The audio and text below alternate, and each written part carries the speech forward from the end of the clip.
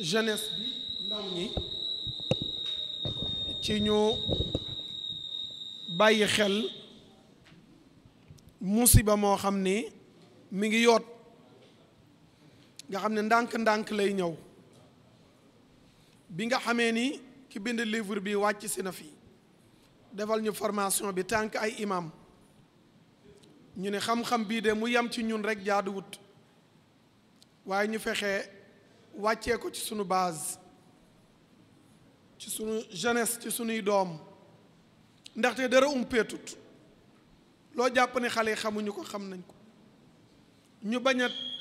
teggi raay bi sunu borom teg ku dem ba soxla soxna mu demandé ñu may ko ku dem ba soxla borom kër kazalika ndaka noonu te ñu bañ a jàdd règle yi sunu borom tëral téere bi mu bind ay taqaarir yu dul jeex mi ngi ci ba ma ci jàng nii rek comme par exemple mu ni wa fi taqrir li lajna xubara maradi syphilis am 1950 yaqulu innahu asbaxa min alsaabi alxusul ala al arqaami saxixa lilmusaabina bi hada almarad xoolal depuis 1950 mu ne dana jafe ñu mën a recenser ni exact ñi am feebar bi te di ko wàllante ndànk-ndànk ñu dem ba recenser ko ba ni exact temps la nee na ndax ñu ëpp ci ñi ko yor dañu di ay doomi boroomi barke yataalajuna fi iyadatin xaasa dañ leen di suivre doñ leen di suivre mais virus bi ñoo ngi koy jox ñeneen te mbir mi ndànk-ndànk lay doon di màgg ndànk par ndànk fukki at ñaar fukki at ci kanam te bu xasee ba ñëw gis nga ki mu dal ba muy faatu ndaw soosu na mu ñànge kon lii jaadu nañu xam ko moo tax incha allah comme que am na version française maa ngi koy demandé mbokk mi pour ma jox ko président conseil de quartier mu fexe comme que lii tey maanaam ñëwuñu pour développer mbir mi lépp ndax li ci Cheikh Arfan xam buñ tàmbali woon ci suba ba na gëni du jeex waaye dañ ci doon joxe ay grandes lignes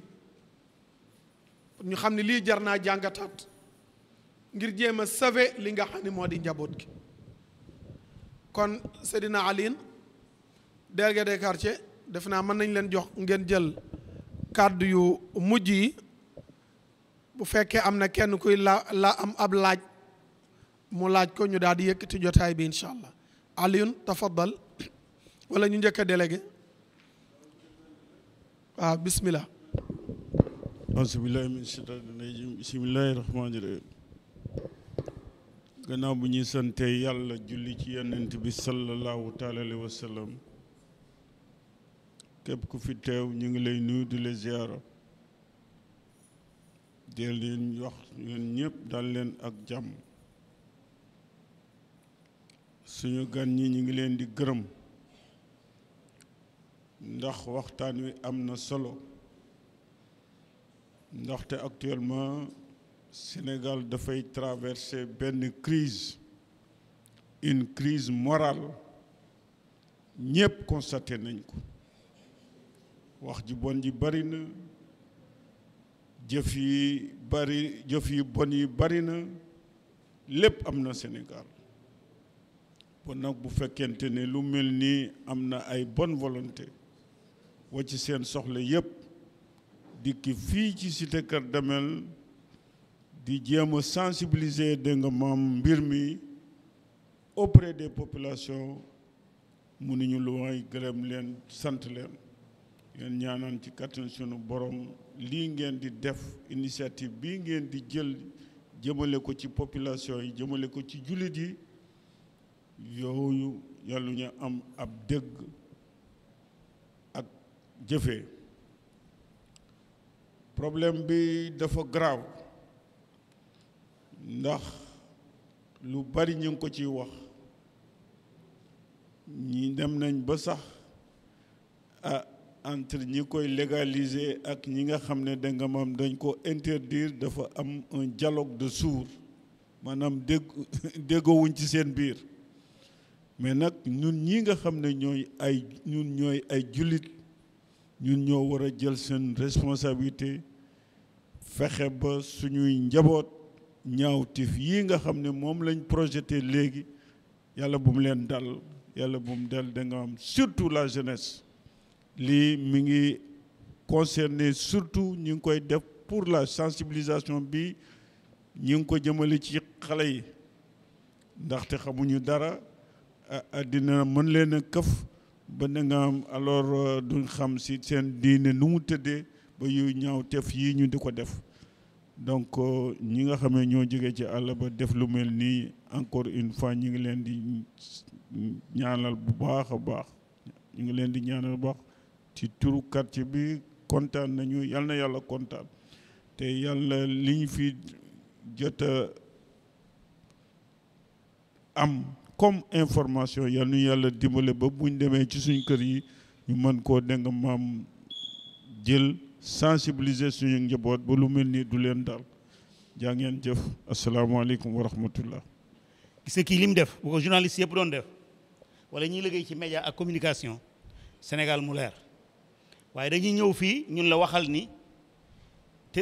intégriste yi nekk Algérie wala yi nekk fenn ñoo rey diw te fekke woo ñoom waxuñu la ko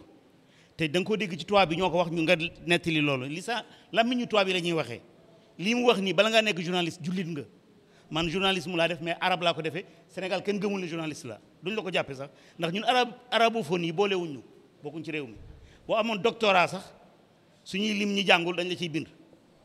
mais loolu du dara ñi ko def c'est di bonne guerre dañuy xeex ak ñun bëgg a jël réew mi la fi maam Omarul Fouti yu bëggoon Abdul Qadir Kan bëggoon ko fi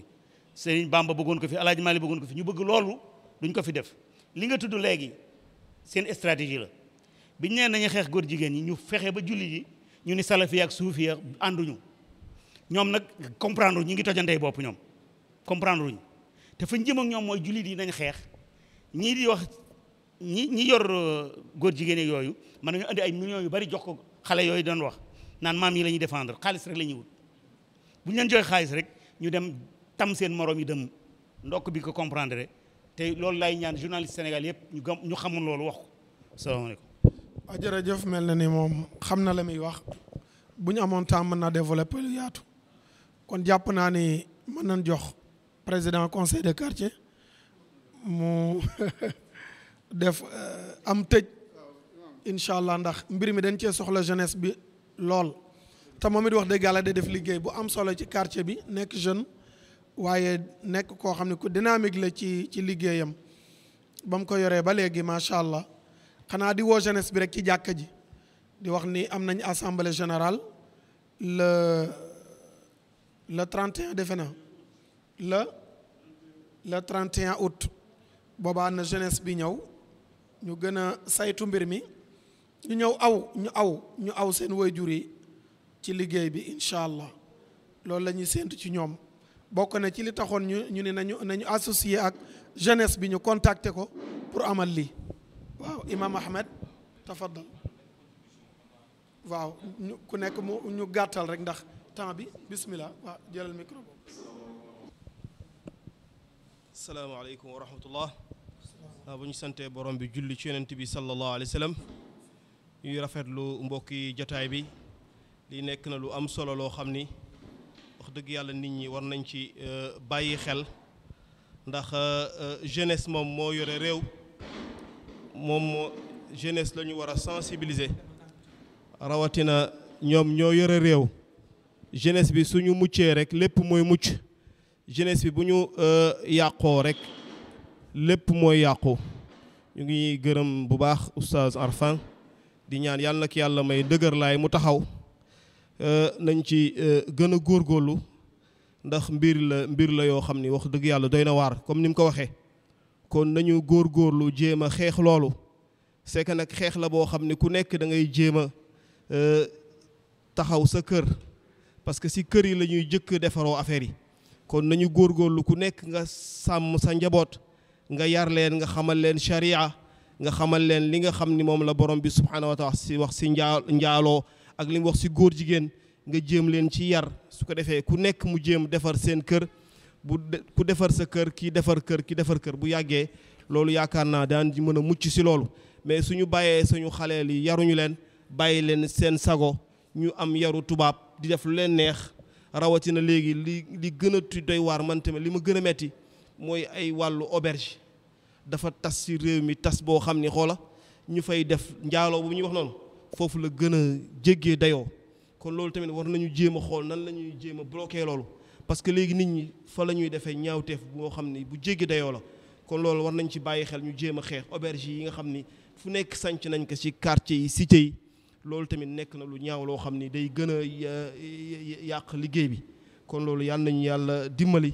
ñu jéem a xeex xool nan lañ koy dindee loolu ñuy jéem yar njaboot yi jéem leen musal di avertir jéem leen tere loolu su ko defee am nañu yaakaar ni yàlla dina dimbali ci xeex boobu te yàlla nañu ci yàlla defal mujj bu rafet. salaamaaleykum wa rahmatullah taala. bu sëñ Chouaïbou dafa mel ne yaa ngi junj ñëwal ni taftafa bismillah. asalaamaaleykum maanaam man li ma ci bëgg a wax mooy lu aju ci wàllu mondialisme bi nga xamante ne pas-pas la te pas-pas la comportement la jikko la donc dafa occuper lépp loo xamante ne rek diine mënees na ko occuper ci nit te ñi ko sos franc-maçon yi ñu ngi ci illuminati yi ñu ngi ci juif yi ñu ngi ci te modèle am mooy modèlu États-Unis gannaaw biñ ci yaree américains yi ba nga xamante ne ni ñoom ñu ngi koy dund à 200% léegi ñoom lañ bëgg imposer maanaam modèle boobu àdduna bi pour ñu def leen royukaay donc bu ma ñëwee ci piliers yi boo demee ci aux États-Unis seen monument boobu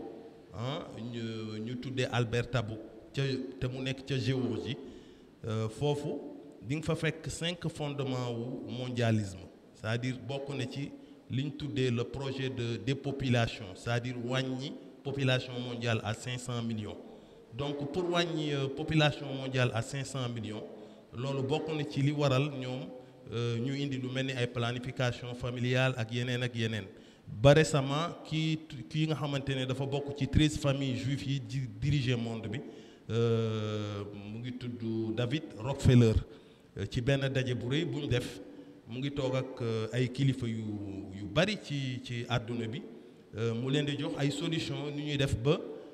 wàññiwaat population mondiale parce que comme àgg na 7 milliards ñu ne loolu mënuñu ko tolérer donc pexe bu ñu mën a def pour wàññi population mondiale dinañ ko def bokk na ci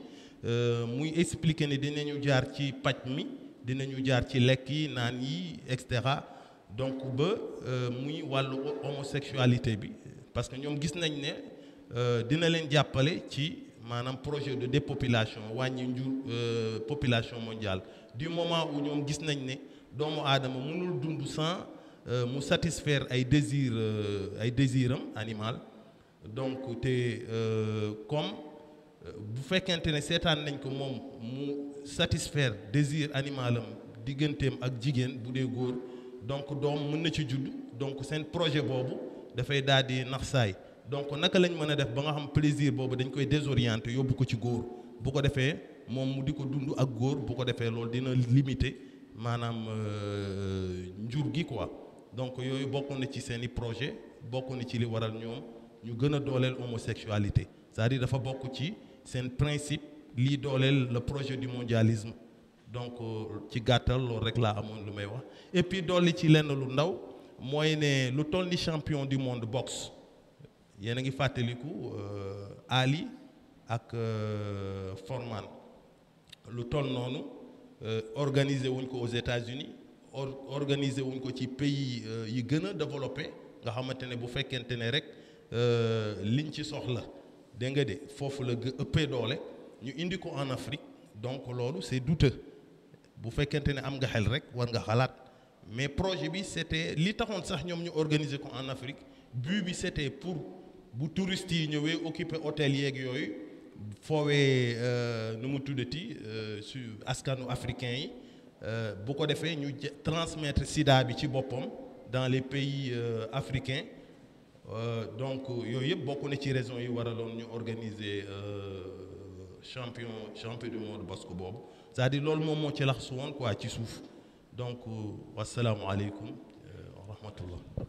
jërëjëf man foogoon naa noddu rek nga man ndekete am nga culture générale délégué amoon na information bu mu bëgg a joxe waaw. salaamaaleykum wa rahmatullah. dafa am benn xabaar boo xam ne daf ñoo arrivé ci ngoon mooy Alaaji Daam Fall suñu mbokk suñu dëkkandoo di jël ak ñoom toujours ci jàkka ji yàlla dafa dogal ne sëram Awa Fall léegi dafa wàññeeku mu doon ko yëgal mbooloo mi yépp ngeen ñaanal ko yal na ko yàlla yërëm te jéggal ko yaakaar naa ne danañu fi jóge 7 heures pour dem Touba robi ko suba nag la lépp di yemb kër gi mi ngi jàkkaarloog Technopole bu Pikine képp koo xam ne sag jot may na la ko mën nga dem fekk ko fa jaale ko asalaamaaleykum. jërëjëf imam xanaa kàddu yi cant ak ngërëm rek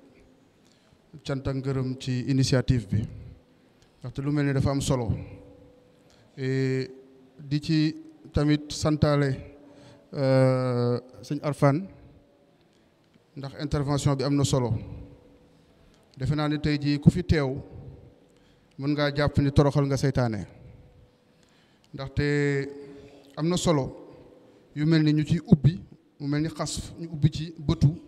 doomu aadama yi ndaxte man de maa ngi seede ni image yi ma gis musuma koo gis tumuranke na ci jamono waaye di ko gis dafa am solo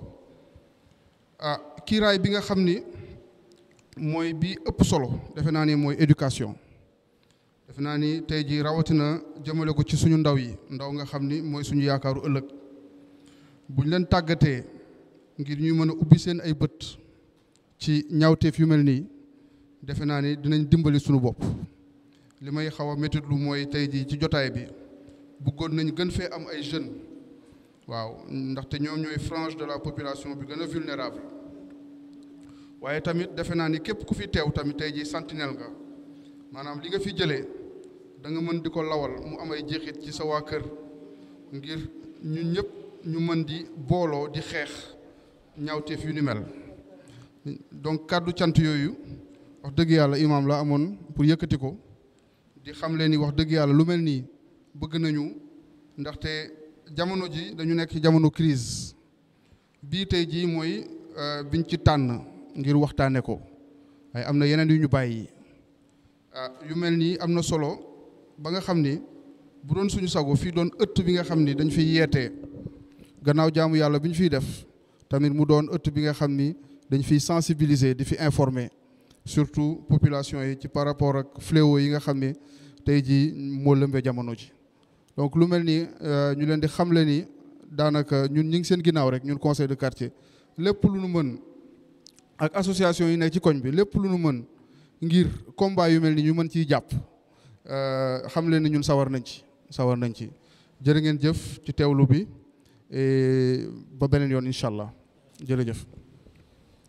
jërëjëf Imam Alioune président conseil quartier Kër Damel wax ji gàtt na waaye xeerul kalaami maa qalla wa dal arab yi nee na wax ji gën mooy mu gàtt te am delluwaay alhamdulilah am nañ yeneeni programme yu nekk suñu kanam lépp rek jëm ci luy defar njaboot gi ci wàllu xel ci wàllu pas-pas ci wàllu jikko incha allahu am nañ yéene amal yeneen i exposé yu bari ci ay bërëb yu fasantiku ndax naam ñoo ngi sonn ci setal quartier bi gis ngeen xànd yooyu ñuy teg nga xam ni ku doon lekk maccëb tàngal sax këyit ga boo paree waroo koo sànni ca trottoiru Kër Damel danga ko war a jël yaa ngi dend ak ab xàndi muy poubelle yu ndaw yooyu nga dugal ko ca am na sax ci commencement bi ñu ko doon jaawatle ak seeni mbaleetu kër xam ne dañuy bëgg a ñëw dugal ko ca te fekk na loolu taxu ko woon jóg loolu yëpp day firndeel rek ni ñoom ñoo ngi def seen kem kàttan ci setal jàkka ji setal quartier bi kon bu ñu def seen kem kàttan ci setal quartier bi kon ñi nga xam ne it ay imam lañu fii ci jàkka ji bilaal yi délégué de quartier war nañu taxawit ci setal ruux yi laabal ruu yi bu ko defee ci la ñuy am nag kon dëkkuwaay bu baax mu set ci zahir set ci baatin loolu mooy jubluwaayub jotaay bii ndax li lëmbe tey jamono te kenn mënatu koo nëbb ndax ki bañ ba sal t-shirtu ñay wane borom ñaari tur yi manifesté woo ko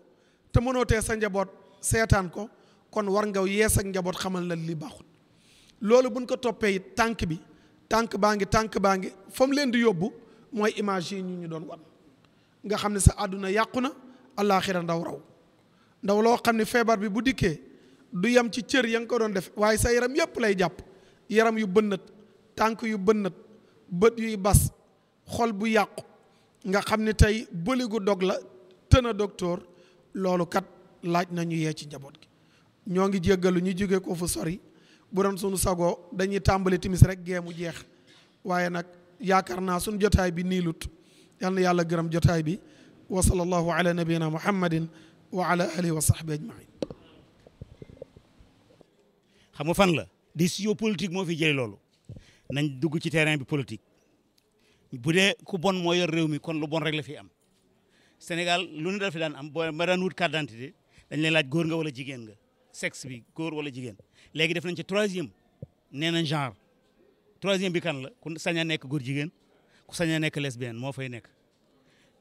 ci temps bii la am ci gouvernement Macky Sall la am léegi nag fañ ñu jëmale duñ nangoo bëgguñu faa egg ñun ñoom nañ fa demal seen bopp waaye ñun bëgguñu faa egg nag solution benn la am mooy dugg leen ci politique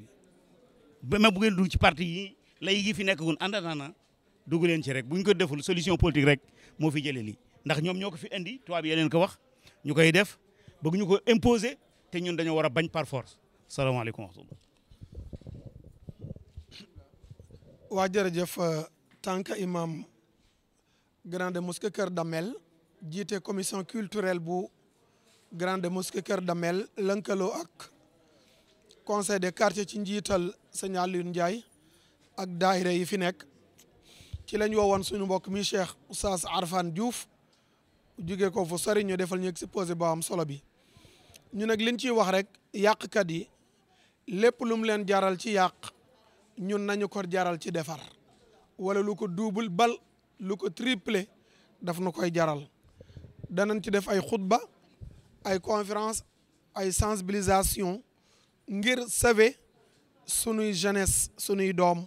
comme sunuy baay nañ ñu sauver ba ñun ñoo ngi nii wér ci xel ci yaram alhamdulillah danañ fexe sunu njabootit kenn du yàq seen avenir